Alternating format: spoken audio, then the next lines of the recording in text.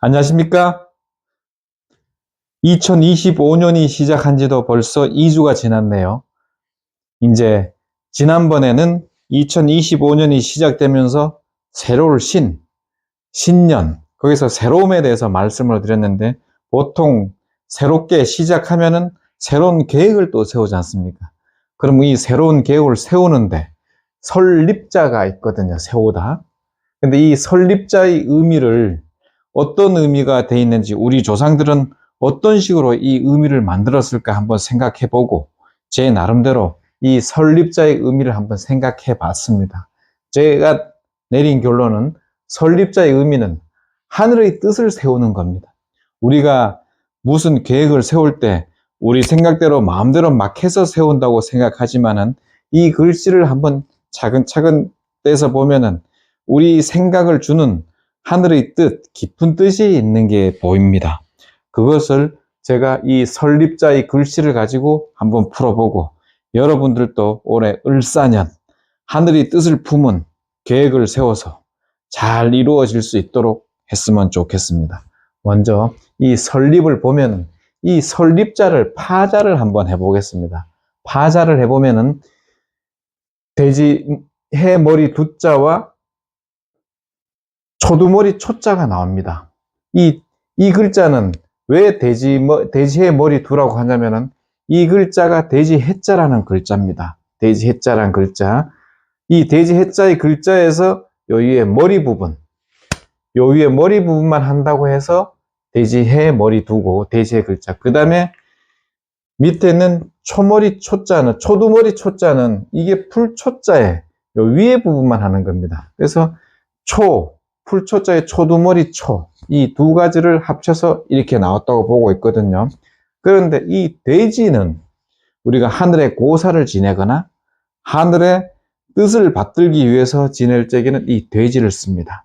그래서 그러면은 풀초는 하늘의 뜻을 받들기 위해서 풀이 땅에서 솟아가는 모습, 그걸 이제 의미한 거거든요. 그러니까 하늘의 뜻을 받들기 위해서 나온 글자라고도 볼 수가 있거든요. 그리고 다시 파자를 해보면은 이것을 다시 옛날 그 전서체 같은 글씨를 보면 이런 모습으로 나와 있습니다. 이런 모습으로. 그럼 이런 모습을 파자를 해보면은 들립자와 여덟 팔자인데 거꾸로 여덟 팔자랑 마찬가지입니다. 여덟 팔자. 그리고 한일자. 그러면은 이게 들립은 뭐가 들어오겠습니까? 하늘의 뜻이 들어오는 겁니다. 하늘의 뜻이 이렇게 땅으로 들어옵니다. 땅으로 들어오면 하늘의 뜻이 땅을 받아가지고 이렇게 거꾸로 여덟 팔이 있지 않습니까? 위로 올리는 겁니다. 다시 하늘의 뜻을 위로 올리는 모습. 그래서 들립자와 거꾸로 여덟 팔 한일 모습으로 나오는 겁니다. 그러니까 하늘의 뜻이 들어온 걸 다시 일으켜 세우는 거죠. 그래서 이런 모습으로 해서 설립자가 되고, 또 다시 파자를 해보면은 여섯 육자와 한일자로 파자를 할 수 있습니다. 여섯 육자와 한일자. 그럼 이 여섯 육은 뭐냐면은 옛날 우리 동양 철학의 기본이 되는 하도 낙서가 있습니다. 하도 낙서에 보면은 생수와 성수가 있습니다. 생수와 성수가 있는데 생수의 첫 번째는 1이고 성수의 첫 번째는 6인 겁니다. 1과 6. 그래서 1과 6은 음양오행의 지난번에 말한 수입니다. 물수의 숫자가 16수라 그래가지고 수를 나타내는 겁니다. 그러니까 이 1은 생수의 시작이고 6은 성수의 시작인 겁니다. 그러니까 생수를 세우는 숫자고 성수를 세우는 숫자입니다. 그러니까 이것도 두 개도 같이 수를 세우는 거죠.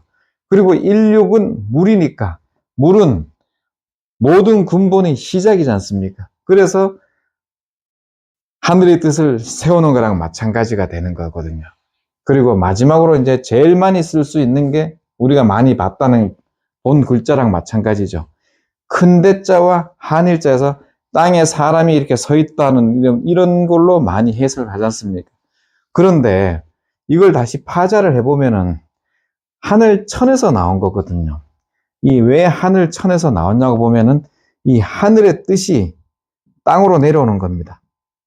그럼 땅으로 내려오면은 위에 있는 게 밑으로 내려오면 요것만 남고 이렇게 되겠죠. 그래서 설립자가 되죠. 이거는 그 서양에서도 이 마찬가지로 이런 게 있었던 것 같아요. 우리가 이제 성경에 보면은 그 마태복음 6장 9절부터 6장 13절까지 그 성경 말씀을 주기도문으로 하고 있는데 그 중에서도 보면은 뜻이 하늘에서 이룬 것 같이 땅에서도 이루어지리라. 그러니까 하늘의 뜻이 땅에 내려와서 그 뜻을 세우라는 거죠.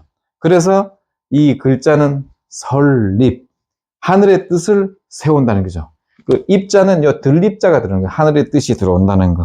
그래서 하늘의 뜻을 세우는 글자가 설립이거든요.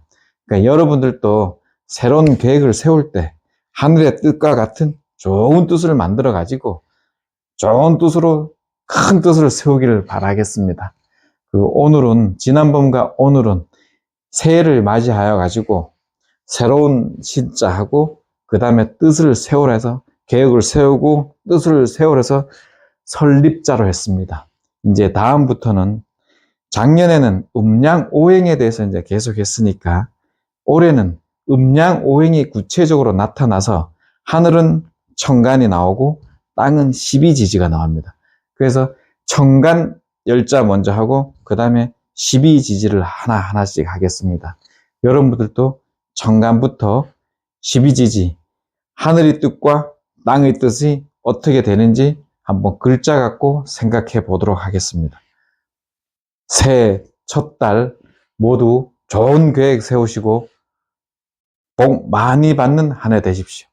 고맙습니다.